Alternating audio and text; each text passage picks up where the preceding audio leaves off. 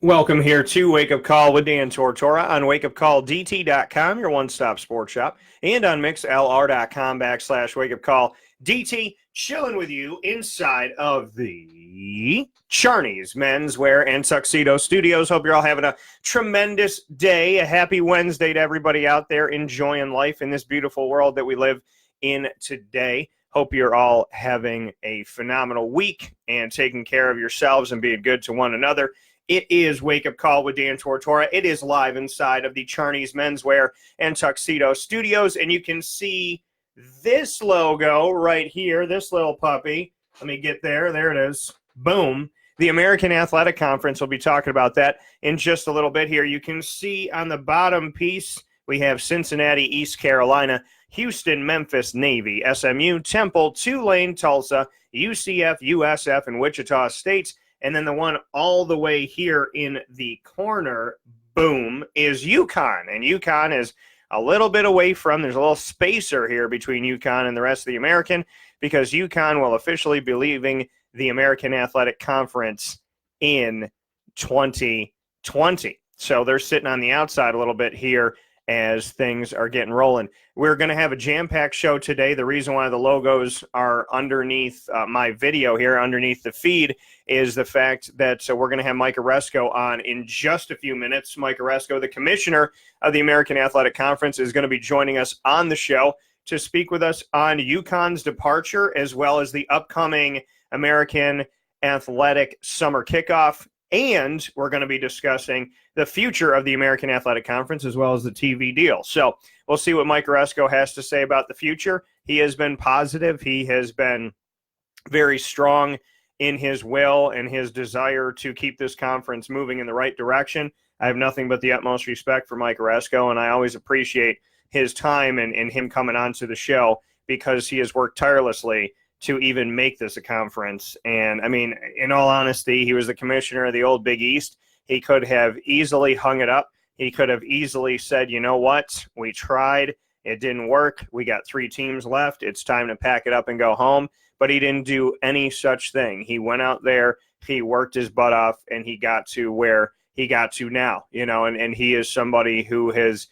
never given up on this conference, has never given up on his desire to see this conference be something special and be something great and truly blossom into something. So, I mean, again, like I said before, I have the utmost respect for Mike Aresco, because he could have said die when everything went down with realignment. Nothing got hurt more than the American Athletic Conference. And instead, he said, we're going to build a new conference. We're going to give it a new identity. We're going to give it a new name.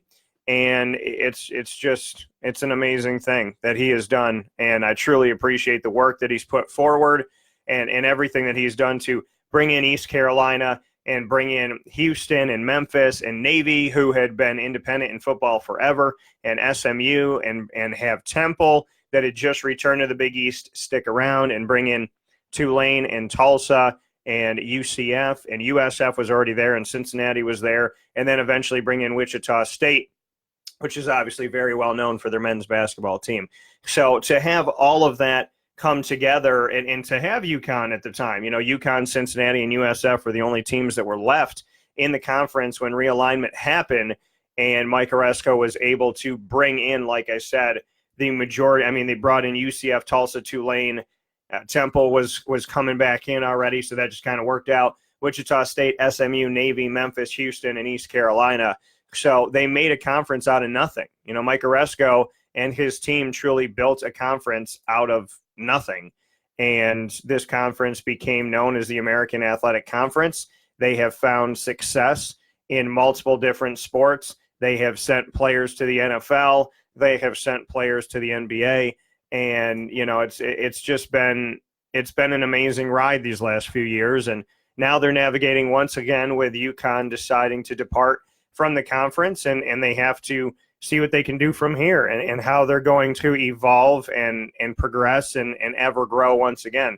So it is my honor and my privilege that Mike Aresco is going to be joining the show in just about 5 minutes here on Wake Up Call with Dan Tortora, and I'm very excited to be having Mike on the show to speak on what's happening inside of the American Athletic Conference and to get us ready to go to Newport, Rhode Island, and have a giant lobster and a nice clam bake, as well as a golf tournament and some football talk. So I will be down in Rhode Island for the American Athletic Summer Kickoff, as I am every single year. I'll be back with them this year coming up on July 15th and 16th, and then I'll be shooting over to Charlotte, North Carolina for the ACC on the 17th and 18th. So literally all in a line, have the American and then the ACC, and I'm very excited about it. And it's kind of a precursor to tomorrow's show, where I will spend the first hour, 9 a.m. to 10 a.m., speaking on all the football schools in the American Athletic Conference this season, doing a little preview. And then in the second hour, 10 to 11, doing a preview of all the ACC schools, the 14 schools that are inside of the Atlantic Coast Conference. So make sure that you are staying locked to Wake Up Call and that you definitely watch and listen to that show. We are live right now on Facebook. You can see us on video, facebook.com/livenowdt. And of course, we are always on Monday through Friday on mixlr.com/wakeupcalldt. That's our live internet streaming radio Monday through Friday from 9 to 11 a.m. Eastern Time. Once again, mixlr.com/wakeupcalldt, or you can download the MixLR app that stands for Mix Live Radio and search Wake Up Call with Dan Tortora and listen into the show from there. You also can search Wake Up Call with Dan Tortora on the archives and listen back to shows that air live on Spotify, YouTube, iTunes podcasts, the RSS feed, Podbean, TuneIn, Stitcher, and more. We'd like to thank our proud partners, Charney's Menswear and Tuxedos, our studio partner, our longest standing partnership, which is with Carvel, a decade. We're currently in our 10th year with Carvel DeWitt, where I have my Wake Up Call Sunday, which will be changing, progressing, and ever growing, and I'm very excited to unveil that to you. The Wildcat Sports Pub, where we have our exclusive West Genesee shows every single month. Canine Campground, Dog Boarding, and Dog Daycare, where there is no better place to drop off your dog, either for the day or if you're going on vacation or going to be out of town.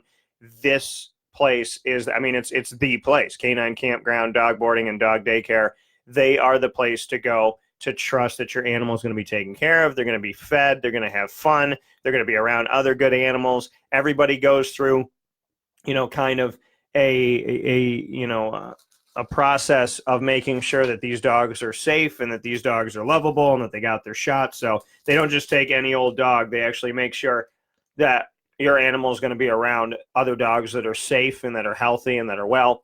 Home Team Pub, where we have our exclusive Liverpool shows every single month. Got a big one coming up for you at the end of this month. Honda City of Liverpool, where I get my vehicles. Utica Pizza Company, where I have the Wake Up Call #1 pick, Chicken Riggy Pizza, as well as True by Hilton Camillus in Township 5, the only place with an indoor sport court where you can play basketball, volleyball, pickleball, lacrosse, stick hockey, dodgeball, soccer, and so on and so forth. Press Room Pub, where we have trivia every single Tuesday night at 7 o'clock. This trivia that we just had last night was absolutely bananas. Thank you so much. So many teams showed up. You guys were absolutely amazing. We had our first perfect score ever. Shout out to Team Has No Name for 600 points. Straight up gangsters in trivia last night. Had 600 out of 600 available points. And Dominic's Restaurant, where we're going to be tonight for trivia, come out and play with us there. We'll be at trivia tonight at Dominic's and every Wednesday at 7 p.m. So come out and see us. So thank you to all of our proud partners. Like I said, coming up here in just a moment, we're going to be joined by the American Athletic Conference, and I'm very excited about the opportunity that we're going to have with the American Athletic Conference to be here on the broadcast on Wake Up Call with Dan Tortora. So we're very excited to be featuring the American Athletic Conference as their commissioner. Mike Aresco will be proudly joining the show in just a moment here, and he'll come on and speak with us about the future of the American Athletic Conference as we get East Carolina back in the ranks here. So he'll be speaking with us about the future of this conference, with UConn departing, and just what his overall thoughts are on expansion, as well as the TV deal, and getting ready for the American Athletic Summer Kickoff that I will be at as we speak with all of the football schools coming up here very, very soon out at Gurney's in Newport, Rhode Island, coming up this week. So, or this coming week, I should say. So very excited about what's going to be happening there with the American Athletic Conference, as the American Athletic Summer Kickoff is one of the biggest things that I do all year long. It's one of the most exciting things that I have on my schedule, and I'm very, very much looking forward to it and seeing what the commissioner has to say. So we'll have a nice little preview of that and so much more coming up right after this step aside. We'll take a fast break on Wake Up Call with Dan Tortora, and when we come back, we will be joined by Mike Aresco, the commissioner of the American Athletic Conference, right after this.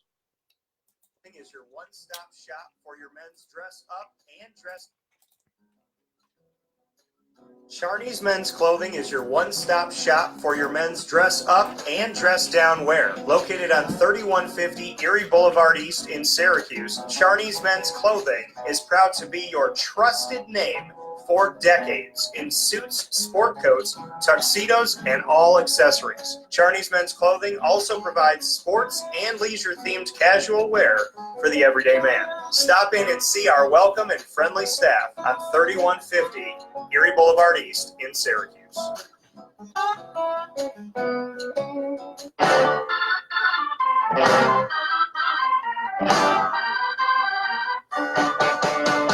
Dominic's Restaurant, located on 1370 Burnett Avenue in Syracuse, is your home for Trivia Wednesday nights, 7 to 9 p.m., featuring host Dan Tortora. Assemble your team and join us at Dominic's Restaurant for free trivia with weekly prizes. Call 315-471-4262 to reserve your team's table. I'm George Townsend of Honda City with some good advice when buying a new car. The true cost of owning a new car is determined by the appraised value when you trade it. No vehicle appraises higher than a Honda. Next, look for low APRs and deep discounts. You also want low maintenance costs and great fuel economy. That's why my advice to you is to buy a new Honda. Looking pre-owned, visit our Honda Certified Used Car Center. Honda City, 7140 Henry Clay Boulevard, Liverpool, or HondaCity-CNY.com. It would be a pity if you don't shop at Honda City.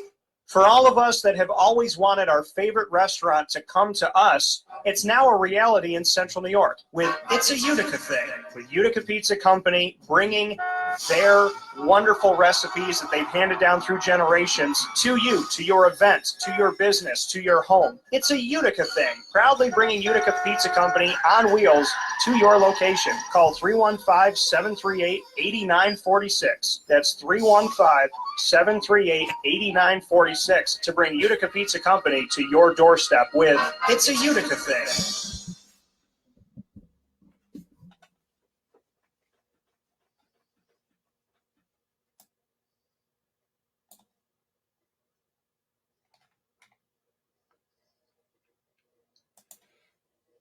Welcome back here to Wake Up Call with Dan Tortora on wakeupcalldt.com, your one-stop sports shop, and on mixlr.com/wakeupcalldt. Proud to be here with you inside of the Charney's Menswear and Tuxedo Studios. Charney's Dress Up and Dress Down on 3150 Erie Boulevard East in Syracuse, New York, and they have helped give me an exciting addition to my wardrobe as we get set for the American Athletic Conference summer kickoff that'll be going on in Newport, Rhode Island in just a few days, less than a week from now. And with that being had here on the show, I'm very excited to have Mike Aresco, the commissioner of the American Athletic Conference, join me once again. Mike is a consummate professional, somebody who has done so much for athletics in general, no matter if it's the Olympic sports, men's and women's basketball, or if it is football as well. This is someone who built the American Athletic Conference with his staff really out of nothing. There was just a few teams there with realignment. They didn't give up on the conference. They didn't give up on the vision and the hope for the future, and that is why the American stands strong and stands true today. So with that being said, as we get set for another American Athletic Summer Kickoff, we have Mike back on the broadcast to speak with us about the state of the conference and so much more. Mike, how are we doing today?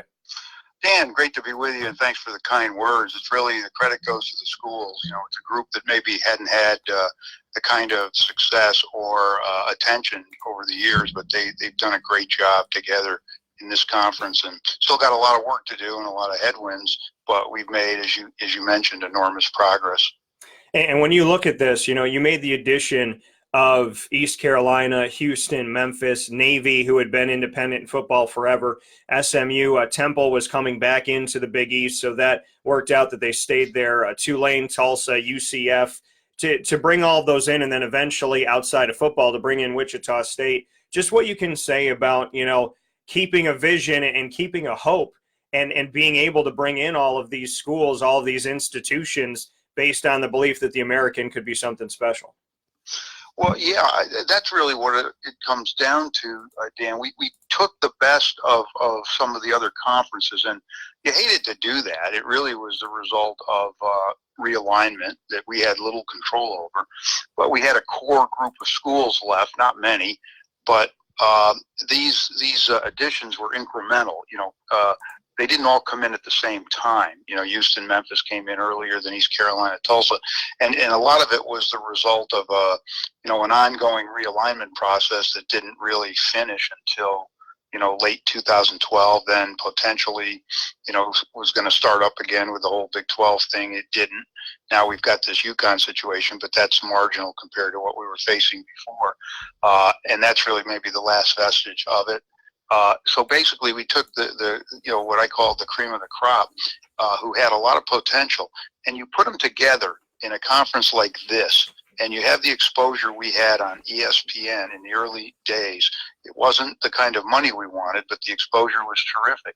You put that together, Dan, and you've got something potentially, if these schools perform, potentially good, and that's exactly what happened. They did perform, and they performed in football. And the other point I would make, that we really want to be a good basketball conference, and we are a good basketball conference, and we will be a good basketball conference. You see what's happening at Memphis, #1 recruiting class in the country. Cincinnati just hired a dynamic new coach. Kelvin Sampson's rebuilt Houston. We've got good coaches. You can't find a bad one anywhere in the conference. But the business model for college sports in the modern era basically dictates that if you're in it at the highest level, which we are, you have to be good in football, and you have to be all in football. It's that simple. We focused on football and basketball, but football lifted everything. It helped us get this new deal. We couldn't get this really incredible new deal with the headline number and the landmark aspects of it without being good in football. And that's what these schools were able to accomplish. And that was really the key. And of course, it didn't mesh with that vision of the Catholic schools from the Big East. And so they left. And ultimately, they're happy what they're doing. And we're obviously making a lot of progress in our area. Speaking here with the commissioner of the American Athletic Conference, Mike Aresco. Mike, you obviously made mention of the Catholic 7 that decided to leave and take that Big East name with them and to obviously dissolve football and move forward from there. UConn makes a decision recently here. You and I haven't spoken since that decision had happened. Just, how you've navigated that and just what you can say as we get ready for the American Athletic Kickoff. We know that UConn's representation will be there. They still have a season to play inside of the American Athletic. So how did you kind of navigate through hearing the news about UConn? Well, first of all, they may have multiple seasons, based on our bylaws, unless we negotiate an earlier exit for them, which is always possible. And they'll be welcomed with open arms at Media Day. When these things happen, it has nothing to do with the kids and the coaches. It's just one of those things. And going to be happy to have them, and they're going to be again, a terrific addition to the conference this year, and possibly in the next year or two also. We don't know yet. But in terms of how it was percolating for a long time, Dan, you heard a lot of rumors. A few years ago, they kind of went public. UConn has always been the outlier, in some ways in our league. They were the one school, state university that didn't really find a home, when all in a so-called P5, when all this realignment was happening, they had expressed their dissatisfaction with that. But our conference, as it became stronger, they had a great first year in basketball, and then for some reason they struggled, and they obviously struggled in football. Some of it was coaching hires, some of it were just other factors. And I think basically, again, I can't speak for them, but from the looks of it, they wanted to go back, and they've said it themselves, to playing their regional basketball schedule. 5 of those teams now in the Big East are not in their region anymore. They haven't been. Creighton's out in Nebraska. You've got a team in Milwaukee, Chicago, Indianapolis, Cincinnati, places like that. But they still have that core group that they played with years ago, and that's what they wanted to do. And as far as football is concerned, they seem to be going back to where they maybe were 35 years ago when, they were, again, they were regionally focused on basketball, but also had national appeal in basketball because Jim Calhoun built a juggernaut program. Prior to that, that wasn't the case. Jim did it. And I think they'll do very well. Dan Hurley will do fine. Would have done fine in our league. You know how good our league is. They would have done fine.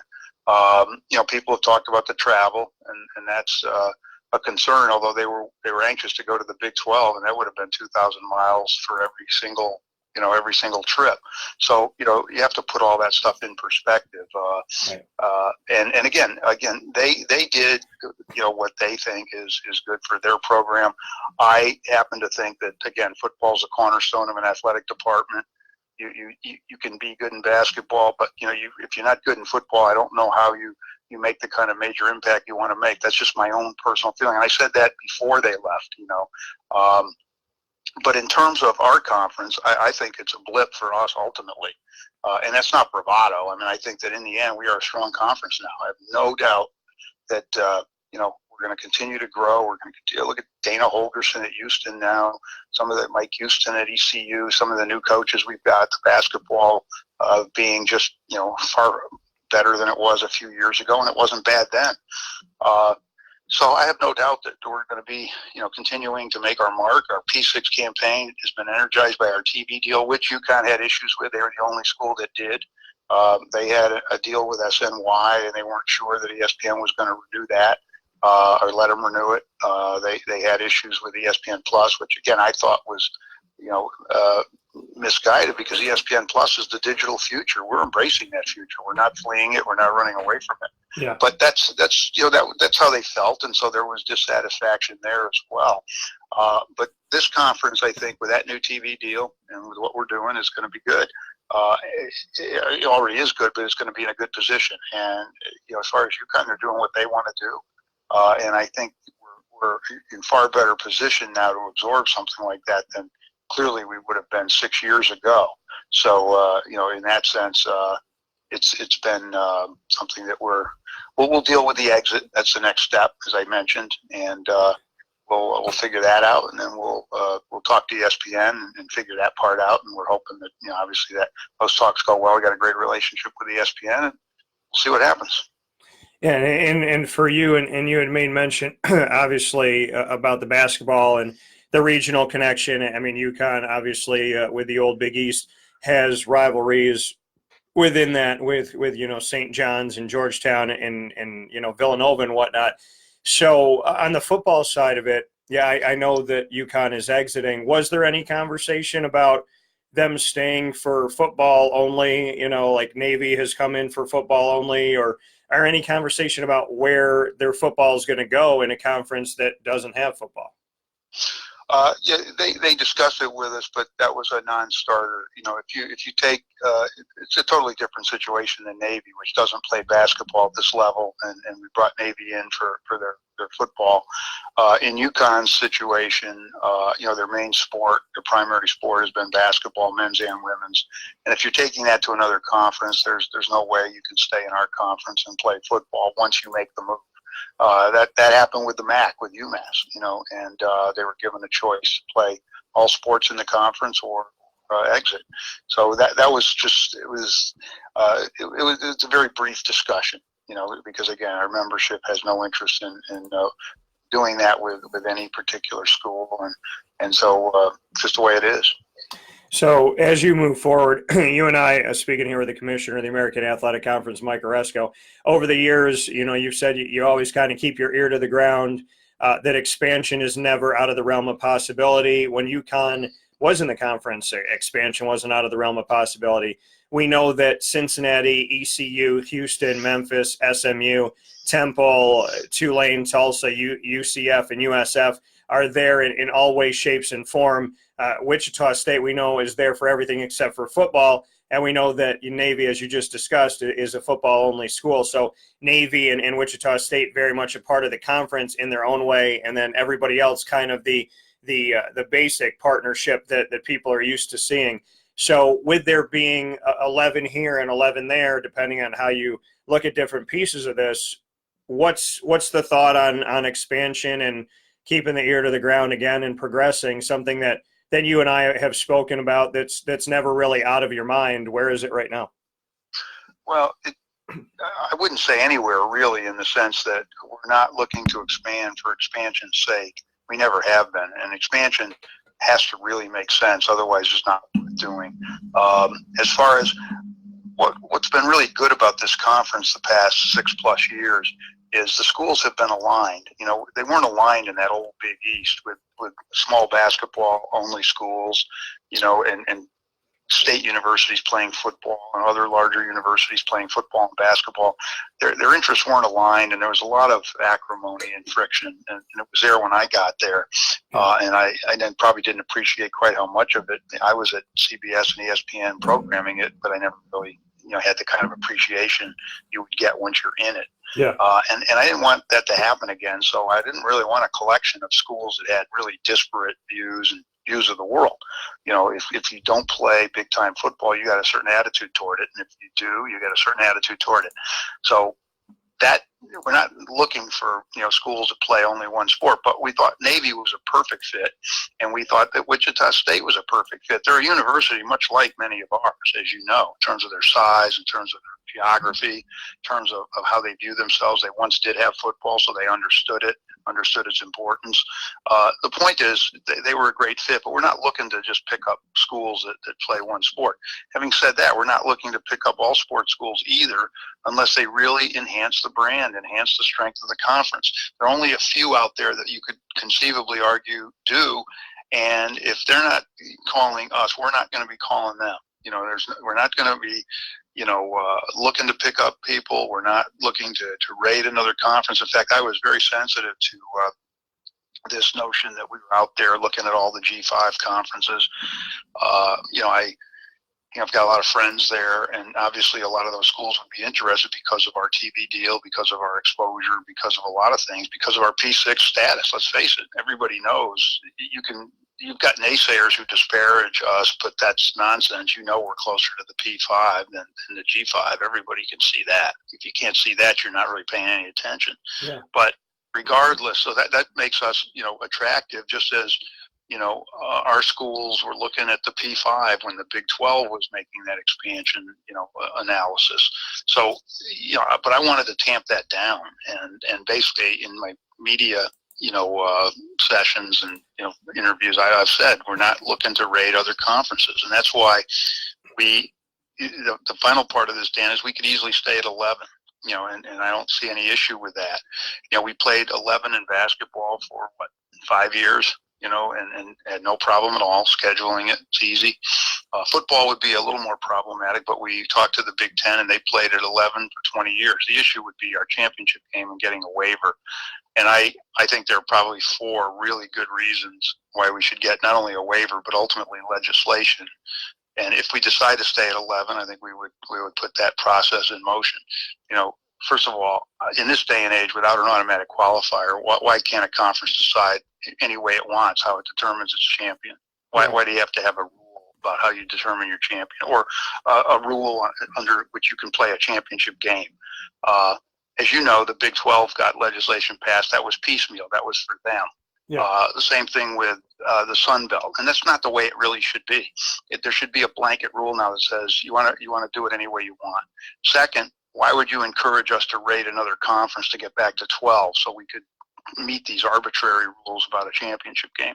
Why would you encourage us, on the other hand, to contract to 10 so we could do what the Sun Belt does? Why would you want us to do that? We don't want to throw anyone out. We have no interest in doing that. Right. So, and then the final thing is, if we were to, under these rules now, which are all over the place, if you have 11 teams, the only reasonable schedules you could do are an 8-game conference schedule, which is what we would do, or a 10-game conference. You can't really do 9; it doesn't work. But 10 you can do. But who in God's name would play 10 conference games? You know, nobody's doing that. It would only allow you 2 non-conference games. We'd have to rip up all these contracts we have with a lot of schools, and they wouldn't be the P5 schools. They'd be the smaller schools that need the money and need the exposure. Well, what purpose does that serve if we were forced to do that. We wouldn't do it. So Right. I think these reasons are just too strong to allow us to play a championship game at 11 and to do it without playing a round robin. So that's if we stay at 11, that's the approach we would take. And then obviously in basketball, it's not really an issue. So we think that ultimately there'll be minimal disruption, and we'll figure this out. Now, if we did stay at 11, played a championship game, we'd probably match our two best teams. You know, you would have a couple of permanent opponents. USF and UCF have to play each year. You know, obviously there might be other teams that want to play each year and become permanent opponents. Yeah. The way the Big Ten did it is they had, in those days, they played 8 conference games. Six were rotating and 2 were permanent. And that's the way we would do it. And then we just replace UConn with a conference game.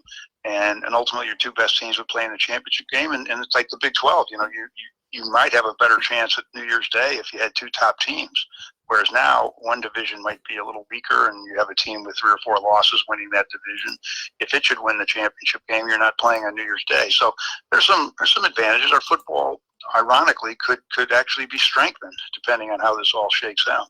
Yeah, and speaking here once again with the commissioner of the American Athletic Conference, Mike Aresco, and you bring up a lot of good points there. If you are to stay at 11, what, you know, as the commissioner and going through, like you said, the bylaws and everything and figuring out, you know, UConn's exit and whatnot, where do you stand and how long does the legislation take, or, you know, what are the discussions like in bringing in, you know, another institution? I know that you said that, you know, you're always paying attention. You know, everybody that is anybody, like you said, that does their homework or anything like that, you gotta kind of keep your ear to the ground and know what's going on in different conferences and knowing how to expand your brand.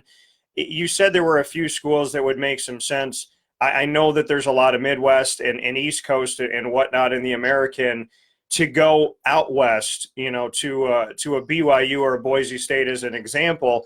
But, you know, because you're named the American, you and I spoke about this when you first named it the American, and I said it was a great idea and a great, you know, a great message to have, because American is America. You could be anywhere in the conference. You can stretch from coast to coast.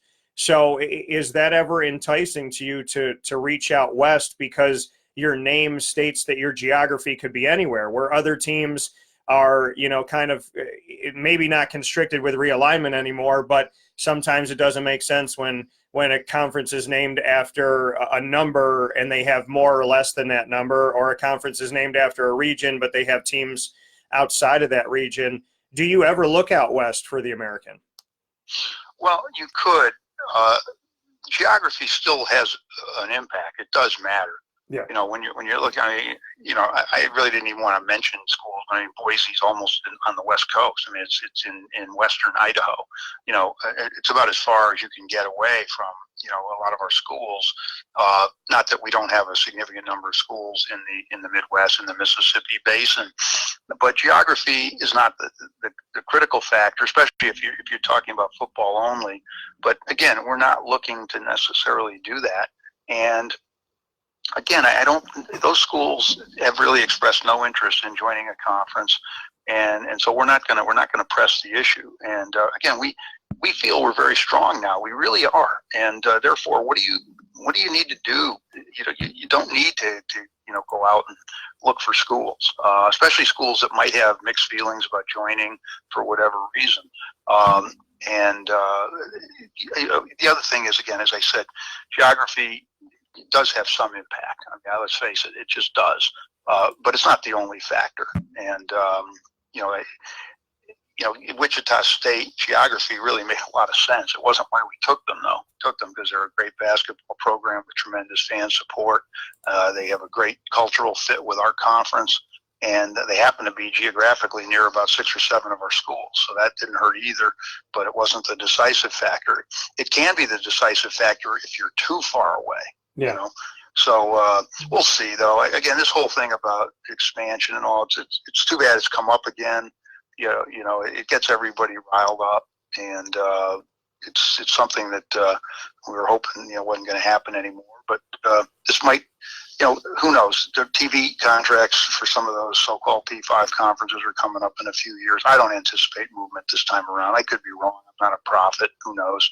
But, this might be, it's possible this could be the last vestige, because UConn was in a fairly unique position because of their history, because of that whole Big East business. And, I don't know that other schools are in that same position. So, as you move forward, and you're going to have to make that, a speech in the state of the conference, so to speak, and we get to do that at the American Athletic Summer Kickoff, where we'll have that opportunity in Newport, Rhode Island. I know that you try to hit on a bunch of points. I know that, unfortunately, in the 6+ year history of the conference, you've had to discuss a lot of different things. I know that you've had to discuss, obviously bringing in the new logo and realignment and who's coming in and who might be going out, and then with everything with the Big 12 that happened in recent history. So I know they're not always conversations that you want to have, but it seems like there's always something big going on, a challenge for the American. And as I told you before, being named the American and knowing that us as Americans are always challenged, and we are a representation of freedom. We're a representation of what should be, what people aspire to be free, to be equal, to be able to live their dreams, and that carpe diem, seize the day type of reality. You have always tackled adversity by grabbing the bull by the horns and just kind of jumping into the rodeo. What's the message this year to the American when we're all sitting there hearing from you this coming week? Well, we have had our challenges, clearly, and probably this was, and there's never any self-pity.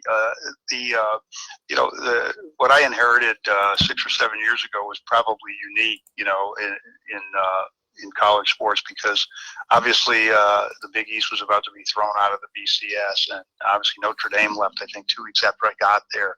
There was a mutual commitment letter that no one even knew existed that allowed the Catholic Seven to do what they did and to leave, en masse. There were all sorts of other issues. There was a TV situation that was unfortunate that developed between the Big East, the old Big East, and ESPN, rejecting a major deal.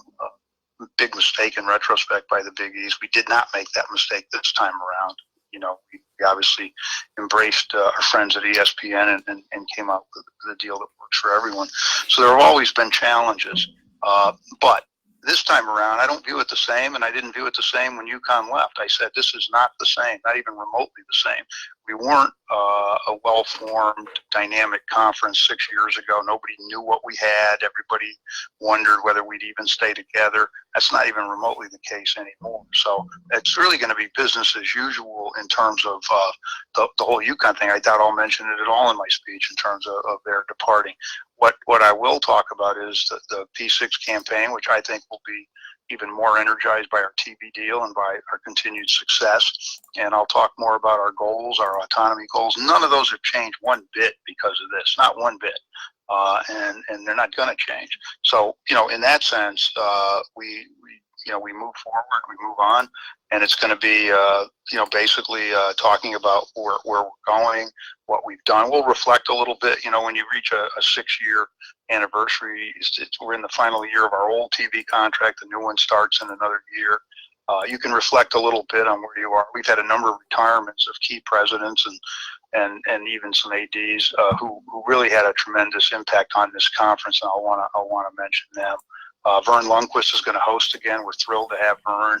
Obviously he's a legend, and the fact that he would host us 2 out of 3 years is a real tribute to our conference, and really to him as well for coming all the way. He's out in Steamboat now, happily retired. Still does some things, still works. He's not retired really. Still does some golf work for CBS and does some trips and speaking and other kinds of things. But the fact that he's coming out here to do this is really terrific. And to have that, like you said, with everything going on, may not even mention, UConn and really just speak about the P6 and that message that you've continued to have and what your, desire has continued to be. As you look at 6+ years, Mike, before I let you go, just what you could say about, what this has all taught you, to stand at that podium. There's been discussion that's always in the background, and you've always kept the P6 message front and center. The fact that you said that you're closer to the P5 than the G5, I've agreed with you on that from the beginning. I put my arm around you the first year of the conference, and I said, listen, let's be redheaded stepchildren together. You're starting something new, and I started something new with breaking away from, the powers that be and starting my own company and believing that you can bring your message the way that you want to bring it, and that you can exist in a world that, didn't have you before. And you did that with the Americans. So what have the past 6+ years taught you as the commissioner of this conference, and just what you can say about, the challenges that you've had? Because again, you've tackled them, you haven't shied away from them. And you're one of the people that I respect the most for, not keeping something in the shadows, but you bring it right out into the open and say, this is what happened. This is where we're at. This is how we're going to address it. And you've always moved forward. So what can you say you've learned in these last few years? Well, it's a great question, Dan. And I guess it's the key question, because it's, what do you learn from your experiences that you can apply to, the next challenge you have? One thing I've learned, and I would hope the media would learn it, look what we've accomplished that no one thought we could accomplish. No one in their right mind 6 years ago would have dreamed we could be what we were and what we have become. Well, if we've been able to do that on extremely limited resources, why can't we take the next steps? Why are there still people disparaging the ability to ultimately become a P6, become an autonomy count? Why can't we get there if we haven't reached our high water mark by any means? So that's one lesson. But in terms of what you learn from stuff like this, Dan, I guess, is leadership. What goes into leadership? Basically, communication. I learned that, certainly it's critical. People need to know what's going on. Your own people need to know what's going on. Yeah, it takes a lot of work, but you got to communicate. You're dealing with, a dozen presidents, a dozen ADs, other people key to the conference, and you have to keep people informed. Second, you just have to take the challenges one at a time and not shy away from them. And, sometimes they seem much worse than they are, and you deal with them one at a time, and you put your head down and you get through it. And the other thing, you basically don't, like you say, hide them. You don't pretend they don't exist. When the Big 12 thing was going on, I talked about it at Media Day and said, look, I understand where our schools are coming from. We have to be sensitive to that. We have to understand there's so much money in the P5. There's such a big disparity, especially at the time, that we can understand why they'd have an interest. And it's not going to make me resent them. It's not going to make me feel that, they're being, treasonous to the conference. It wasn't any of that. And it really helped us remain cohesive afterwards. You have to sort of, what you also learn is you got to understand who you are. And look, if I were in certain other conferences, I couldn't do what we're doing. The resources aren't there, the national recognition isn't there. But I looked at this group and said, that's not true. Everybody knows who these schools are. Everybody knows what they can accomplish, and it's a different world now. And these schools are, well positioned to take advantage of that new world. So you have to recognize what's real and what isn't. There's certain things, certain aspirations that probably don't make any sense because they're just completely, utterly unrealistic. If I were to say tomorrow, we're going to be the Big 10 in 5 years, that's ridiculous. We're not going to be the Big 10. We don't have to be the Big 10, but we can be a P6 conference. So you have to really, manage expectations, but also strive. Not be afraid to have goals that are lofty, but that potentially could be attainable. You're never going to know for sure. It's like Theodore Roosevelt, once said, you got to be in the arena, you got to fight. You may fall short from time to time, but if the goal is worthy and you've got a reasonable chance, you got to go after it. And so those are the kinds of things I think you learn as you go along. And you also finally, you realize that there is potential that maybe people don't see and don't realize. You have to have a vision. The vision has to make sense. Some visions, you can't put a vision on something that it just doesn't make sense, And as I said, if we were to suddenly say we're going to be the Big 10, people have talked about, the European Union, the whole thing being, the euro being kind of a contrived, a vision. People had a vision. It may not have fit what those countries really wanted, who knows? But in our case, I had to make sure our schools would be behind this because, as I think Paul Johnson once said, the old, former Navy coach, obviously the former Georgia Tech coach, he said, look, it's one thing to have expectations and all, but if you don't have a commitment, the expectations don't mean anything. And so I had to know these schools were committed. And they have been, and I've been satisfied that they have been, and you've seen what they've done. And because of that, I think the campaign made sense. The P6 campaign, the narrative, if it were just rhetoric, it would be meaningless. But the rhetoric has been matched by the performance of our schools. In fact, that's why I did it. If the schools hadn't been performing, you wouldn't have heard much from me. But the truth is they were, and they needed a voice, and they needed a narrative, because it wasn't just a group of one-offs. We've got almost 40 wins now against the P5 in the last several years. We've won, 3 New Year's Day Bowls. We should have won 4. If Mackenzie Milton hadn't gotten hurt, we probably would have won 4. We've appeared in 4 out of 6. We've had multiple top 25 teams. We've had a top 10 team, or one at 11, 4 years out of the 6. That doesn't just happen. And we won a national championship in men's basketball, several in women's basketball. We also, have won, in football, in the sense that the NCAA recognized, the UCF championship, the Collie Matrix had them #1.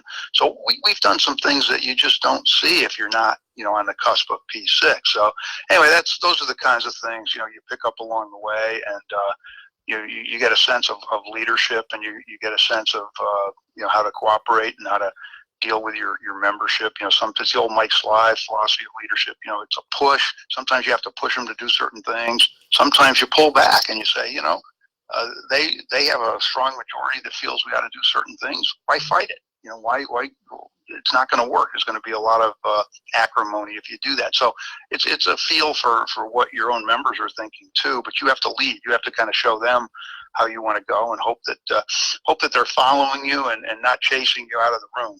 That's what you hope for. So.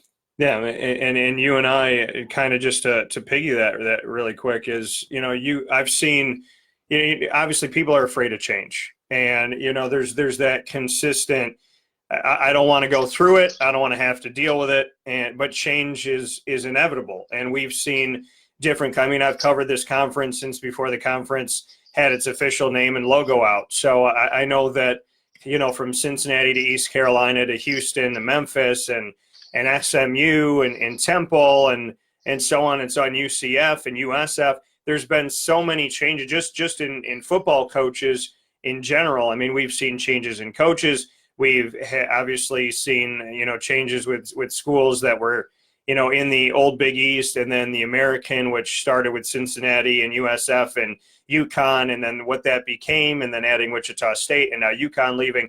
Change in life is inevitable. What has change taught you? Because whenever we do this American athletic kickoff, there's the chance, and it's been a high probability lately that there's going to be some different faces with coaches. You got to get to know new people. You have to obviously, talk to them about, your vision and your mission, and try to all get on the same page. So how have you navigated through change, whether it's an institution or a head coach or whatever it may be? You have realized a lot of change in these 6+ years. And for something that people get wary about, you seem to embrace that as well. How can you say you've handled change over the last few years? Well, changes can be disruptive, obviously, and so it's not always pleasant to have to deal with it. On the other hand, certain changes are good. The changes that have come, about in our conference have been generally good in terms of the things we've done that no one thought we could do. We've changed the image of our conference. That's all been positive. I think what you have to do is accept change. Change is a constant. Sometimes we're comfortable not having things change. There's that old line, I don't know if I'll get it right, from one of the Italian novelists who said, if we want things to stay the same around here, we're going to have to make some changes.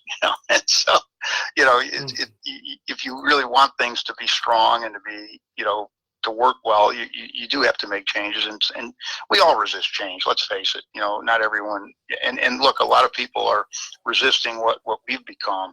Still, there's still some of that in the media. Now, you were one of the people originally who believed we had a chance. There were several who did, like you, who thought we had a reasonable chance, and others just were dismissing us out of hand. I think we've proven the latter was not obviously accurate, but we still got a long way to go because people still think nothing's changed. The P5 is the P5. Okay. But look at the changes that there have been in there. I mean, look at the rivalries changing. Look at the league compositions changing. Things don't even look like I've been in this overall college sports world for 35 years, maybe, I guess somewhere in that neighborhood. And it's not even remotely like it was in the 80s, 90s, and so, even they've changed. And sometimes people don't recognize it. So I just think, again, you have to accept it, deal with it, figure out how to utilize it to your advantage, certainly. And you can make the changes. They all talk about be an agent of change, that. Some of it becomes cliched after a while, but the truth is you can make changes yourself.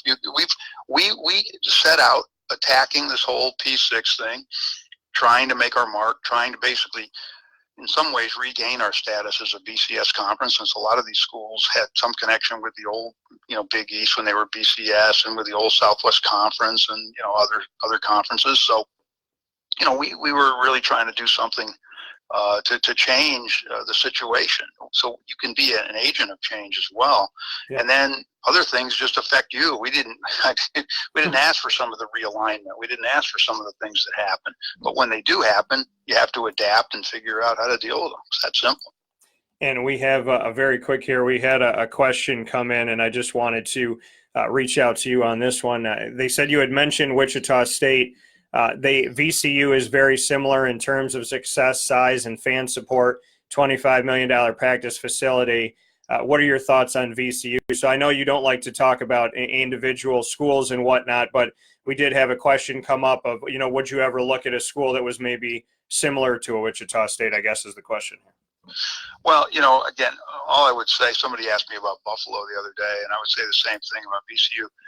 They're terrific schools. They've done terrifically well. I wouldn't want anybody to read anything into that. It's that simple. We're not looking to add schools, and we're not in a position where we have to, which is not a position we were in 6 or 7 years ago. When we had some significant losses and we had to figure out who we were going to add.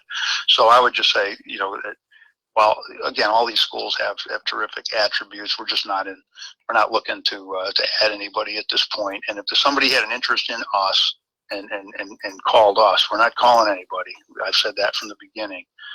Then if it made some sense, then it would be, you have a fiduciary duty to your membership to at least explore it with them. But that's as far as I would go, because we're just not, we're not in the market, and we're not trying to rile anybody up. We're not trying to rile up the MAC or the Atlantic 10. Those commissioners are really good friends and have no interest in doing that.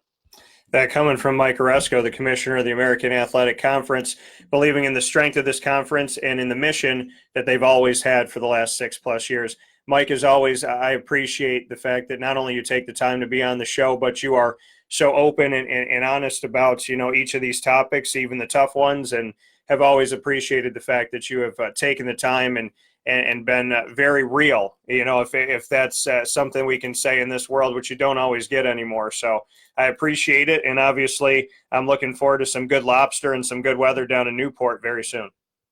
Well, thanks for the kind words, Dan. And again, I always enjoy being on with you because, again, you keep track of us. You ask the questions that need to be asked.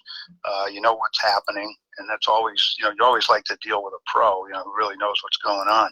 And we'll look forward to seeing you down in Newport. Yeah, I guess, knock on wood, but it looks like we're going to be fortunate again with some really outstanding weather.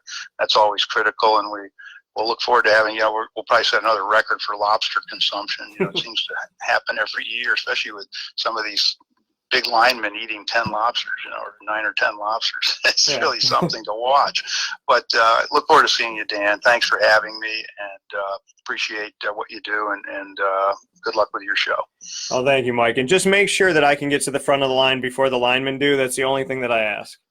Yeah, you really need to. Although there are probably multiple lines, right? It wasn't just one line. Or is it one line? I don't even know, because I don't even eat the lobster until the very end. I'm always glad-handing and saying hello to everyone, so I don't really know what's going on with the actual serving of the lobsters. I do know, though, Dan, we ordered an extra 100 a couple of years ago. We needed them. So far we haven't run out, thank goodness. Well, thank you as always, Mike, and I look forward to seeing you, and thank you for your hospitality in the conference as well. My pleasure, Dan. Thanks again. Take care. Have a good day. You too. That coming once again from Mike Aresco, the commissioner of the American Athletic Conference, and always, I mean, to me, he's a consummate professional, and we always have fun. So, and I mean, obviously, you could tell, and all of your kind words, Mike, I appreciate it. I'm used to giving out kind words. When I get them, I'm always like, thank you. So you don't know what to say. So it's very sweet and it's very kind, and I appreciate it. So thank you for that. Our listener that had asked the question about VCU, they said thank you. So yeah, no problem, absolutely.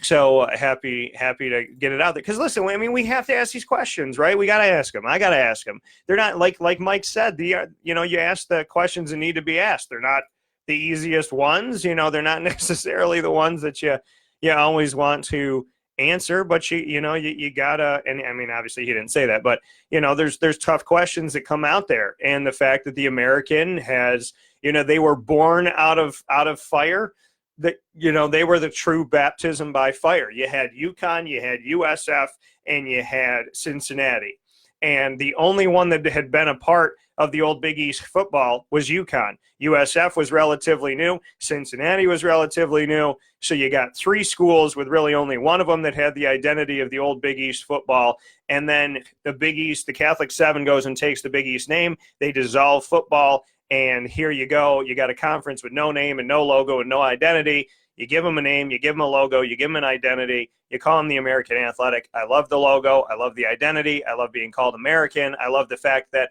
this team was born out of the fire. Like I said, they were born out of just trying to survive. And that's what America was born out of. We were born out of trying to survive and be free. And that's what this conference did. And then they went and they brought in East Carolina and Houston and Memphis and Navy for football and SMU and Temple, and who is coming back into the Big East. So that worked out because Temple decided to stay. Tulane, Tulsa, UCF, and then ultimately Wichita State in all sports except for football. So they put this together. And the Olympic sports have plenty of teams. And men's and women's basketball has 11. And football has 11. We don't know. And as Mike just said, the notice that we've gotten, the statement that's out there, and that's, again, you can't believe everything you read or hear, is that UConn is going to be able to leave in July of 2020 or 2020 in general, but they might have to stay a little bit longer based on the bylaws. We know that they're going to be there for the 2019 season and the 2019-20 seasons. We know that we're still going to see more UConn basketball in the American. We're going to see more Olympic sports in the American. We're going to see football in the American, all coming from UConn. And that's how it is this year. So, they're not gone, and they may not be gone for a little while. So, and where they go from here, and Mike brought it up. I didn't even have to say it. He brought up Buffalo, and one of our listeners brought up VCU, and I brought up Boise State and BYU. And those are the major players that a lot of people are talking about, right? So, we did have that discussion, and I thank Mike. And we talked about the TV deal, which was a show that we did recently, and I'll re-air it on Facebook and Twitter so you can go back and listen to it, because it's in our archives, and I think it's a really good one for you to listen to, and it's one of our most listened to, if not the most listened to show I did with Mike Aresco before this one. I think this one's going to probably blow it out of the water. I'm sure it will. But, when we look back at that, we had that big conversation about the TV deal with ESPN, and now that UConn is moving out, what does Mike say? The only school out of all of our institutions that had a problem with the TV deal was UConn, and now UConn's leaving. So, does that, so everybody's worried about, well, what do they have to do to renegotiate with ESPN, and is ESPN going to want the American product without UConn? Well, UConn's the one that had a problem with the deal, according to Mike Aresco.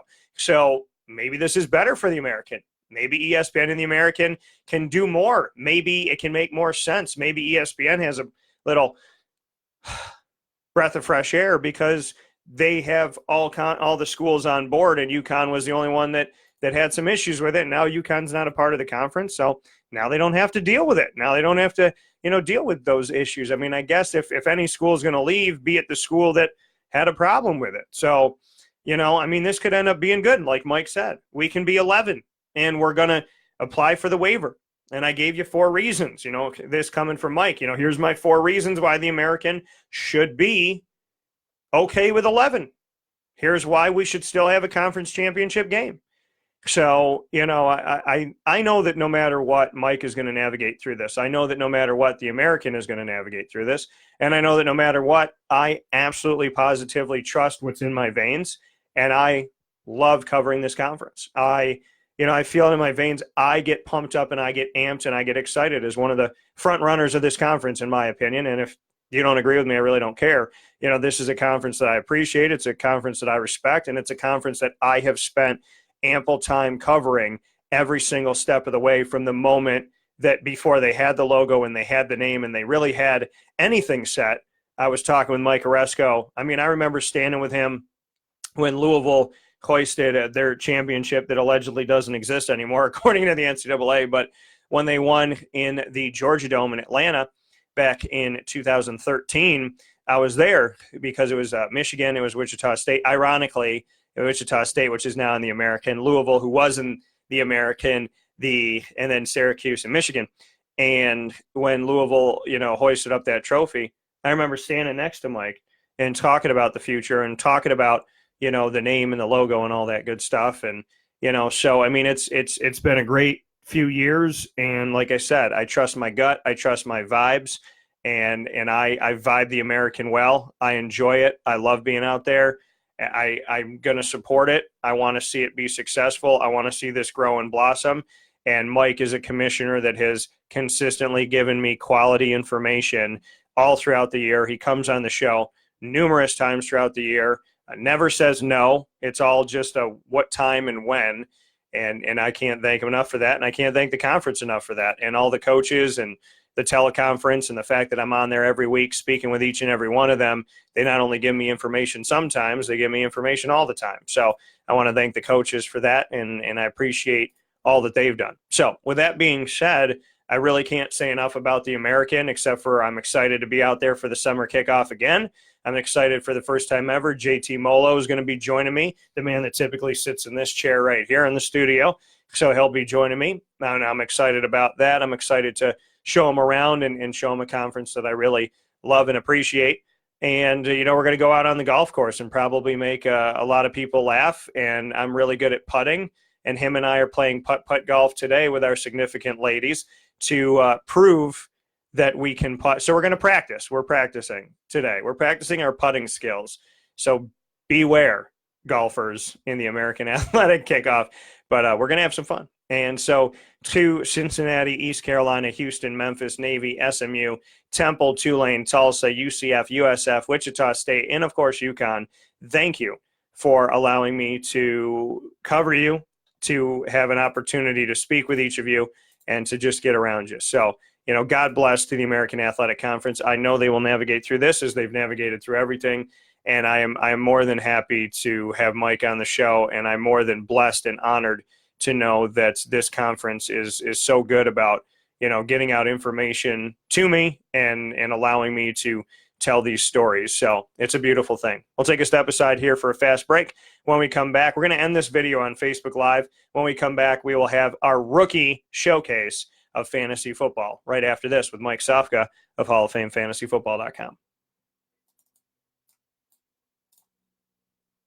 Carvel Duet, it's what happy tastes like. Do you know why? Because we make ice cream. Creamy, rich, flavorful ice cream. Not yogurt or ice milk like some of our competitors. Ice cream. Fresh, by hand, daily. For the calorie conscious, we have something new for you. Our new Carvelite. Same great flavor, creaminess, and texture of our regular ice cream with only 35 calories an ounce. So whether you want an ice cream cake, flying saucer, dasher, carvelange, hard or soft ice cream, we will satisfy your craving with our fresh, handmade regular or new Carvelite ice cream. Carvel Duet.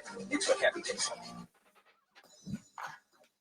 Breaking news. The Press Room Pub, located on 220 Herald Place in historic Herald Square in downtown Syracuse, is where entertainment and sports become one. Trivia is every Tuesday at 7 p.m. with host Dan Tortora. Sports are always on from every angle at the Press Room Pub. The main floor features a full bar and restaurant with 2 private party rooms featuring games, a colossal television, and more. So head out for lunch, dinner, or a drink and plan your parties with the Press Room Pub, 220 Herald Place in downtown Syracuse. Call 315-569-4345 for more information. The Press Room awaits you.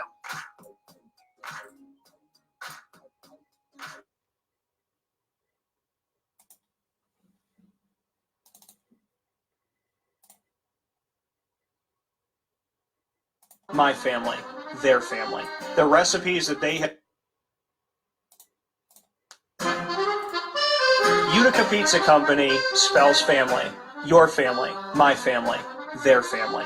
The recipes that they have shared with each other throughout the years and have now been so gracious to share them with us. I can sit here and talk with you about all the great things that are on the menu. We'd be here forever. So let me say this, Utica Pizza Company is second to none. And now you can bring it home with you and you can dine in the restaurant. UticaPizzaCompany.com will give you all the information that you need. And let me say, these Utica greens, they're the best. Utica Pizza Company, call them and place your order at 315-214-3060. That's 315-214-3060. Families break bread at Utica Pizza Company. Get Hilton quality service at the most affordable price at True by Hilton Camillus, located right next to Costco in Township 5. True by Hilton Camillus offers you their signature sport court where you can enjoy basketball, volleyball, pickleball, soccer, lacrosse, and more year-round in their indoor facility. For reservations and information, call 315-314-8676. That's 315-314-8676. True by Hilton Camillus. Hilton quality service at the most affordable price.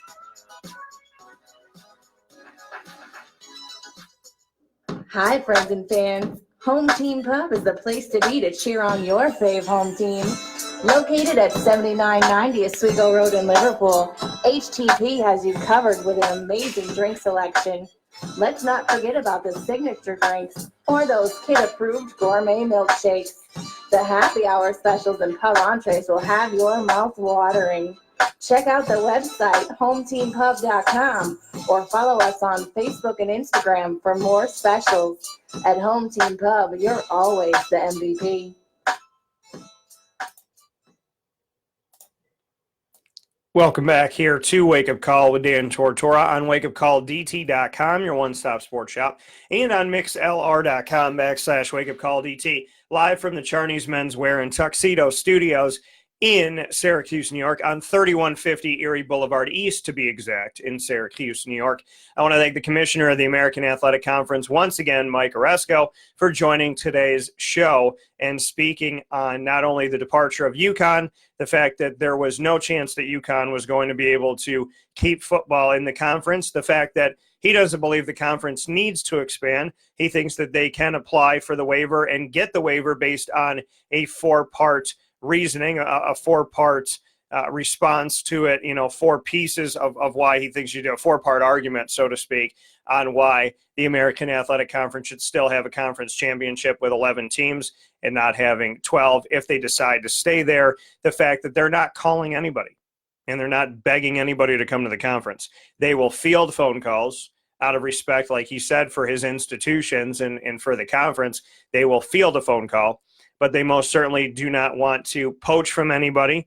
They want to be clear that they are not looking to attack Conference USA or attack the MAC or anything like that. They're not looking to create more realignment and disruption, and they also are not going to take just anybody. It's got to make sense. But as Mike Aresco said, which I thought was pretty compelling and powerful, the American will not make a phone call. If you call the American as an institution and you'd like to join, they'll listen. But they're not calling anybody. They will wait for the phone call.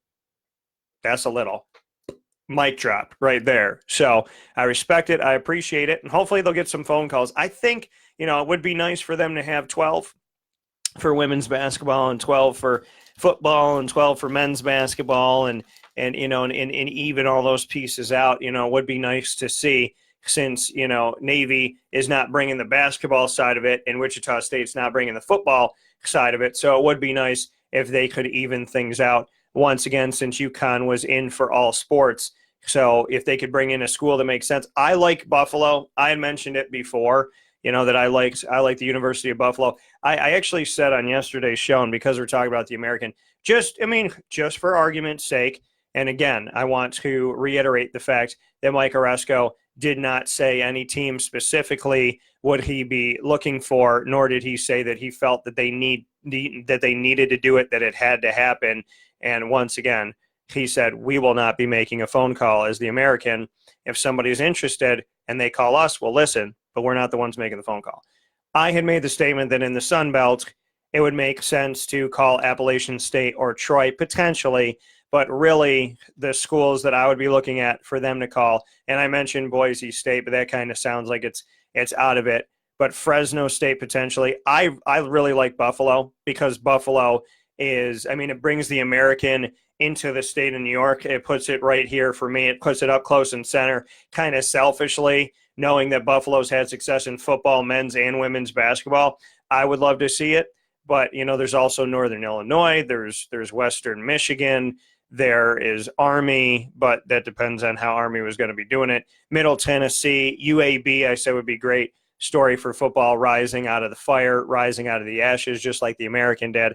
So really, I mean, my best stories would be Buffalo and UAB, but we'll have to see what happens. And ultimately, I appreciate the fact that Mike was very candid and very real and very honest about what the conference is about. And like he said, the message is not going to change at the American Athletic Summer Kickoff.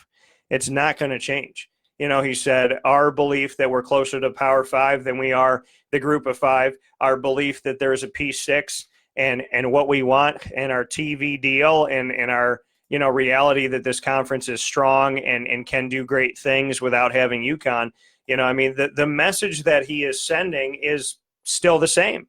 And like he said, UConn leaving is minute compared to everything they've had to deal with over the years, and he believes that this will be the end. He doesn't foresee anybody else going. I mean, we navigated through the Big 12 issues. They navigated through multiple coaching changes, especially in football. They're now navigating through UConn and the bylaws and when UConn's going to be going. So ultimately, we are where we are, and I look forward to seeing where they're going to be going. Because if I know anything about the American, it's always a good story to cover because they're always fighting for the best and they're always achieving greatness, in my opinion. So let's take our final step aside here.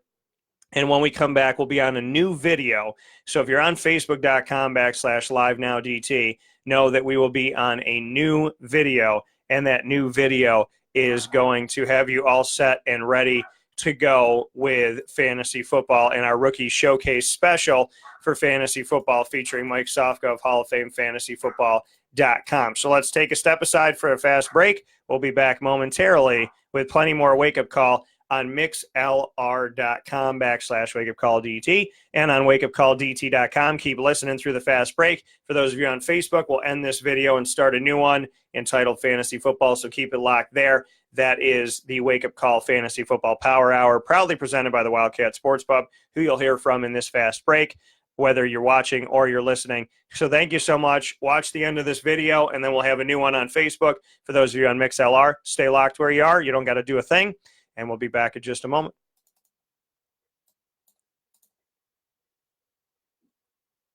Sports Pub in Camillus, New York is located on 36. The Wildcat Sports Pub in Camillus, New York is located on 3680 Milton Avenue in the Home Depot Plaza. It is your family-friendly sports bar and restaurant. Folks, some sports bars aren't family-friendly. Some family-friendly restaurants are not sports bars. The Wildcat Sports Pub in Camillus, New York is proud to be both.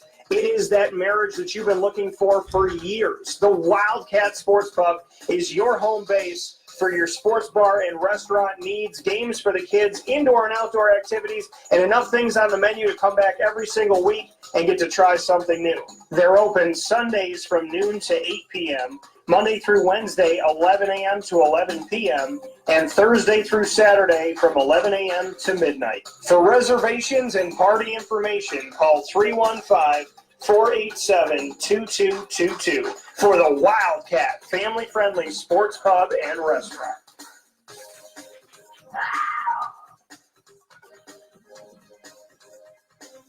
Consistency is, well, consistently hard to find unless you head to 119 East 2nd Street in East Syracuse, New York, the home of the Penn and Trophy Center, who has been serving us Central and Upstate New Yorkers as well as beyond for decades. The Penn and Trophy Center on 119 East 2nd Street in East Syracuse, New York gives you an amazing and unique way to customize a memory today.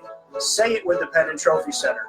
be it an Employee of the Month award, a sports award, something for your business, engraving for your family, your loved ones, anniversaries, birthday parties, and so much more, including remembering somebody who served in the military. Say it with the Pen and Trophy Center. 119 East 2nd Street in East Syracuse, New York. The definition of consistency is pen and trophy. Browse their products on penandtrophy.com. That's penandtrophy.com, and call them for more information at 315-422-8797. That's 315-422-8797.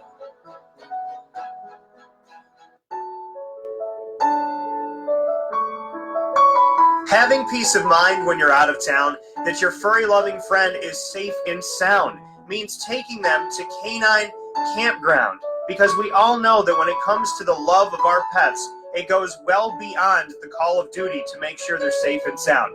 Right, Lily?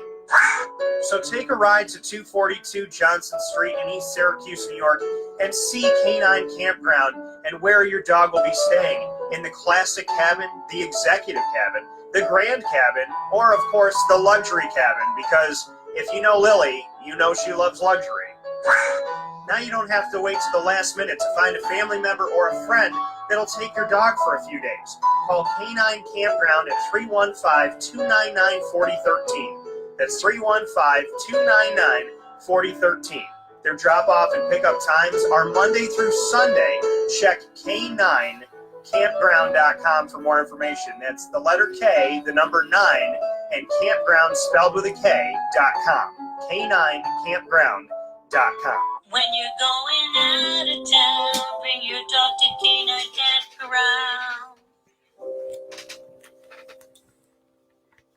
Get Hilton quality service at the most affordable price at True by Hilton Camillus, located right next to Costco in Township 5. True by Hilton Camillus offers you their signature Top-It breakfast bar with over 30 different toppings to personalize the most important meal of the day, all complimentary with your stay. For reservations and information, call 315-314-8676. That's 315-314-8676. True by Hilton Camillus. Hilton quality service at the most affordable price.